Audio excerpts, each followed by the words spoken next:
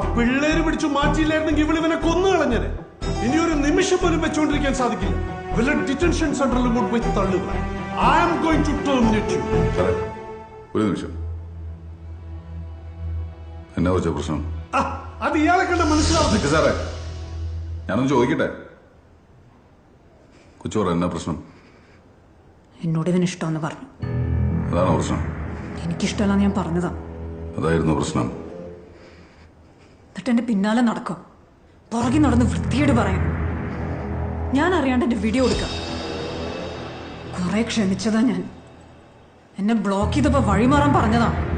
അത് തെണ്ടി പറയാം. അവനെന്താ പറഞ്ഞേ?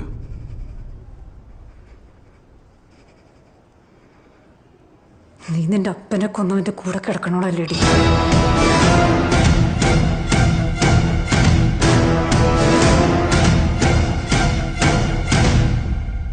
അടിക്ക് അടിക്കടി അവനെ അടിക്കടി. അങ്ങനെയെങ്കിൽ അങ്ങനെ. സെക്യൂരിറ്റി കോൾ സെക്യൂരിറ്റി, ഇയാളെ പിടിച്ച് പുറത്താക്കാൻ പറ.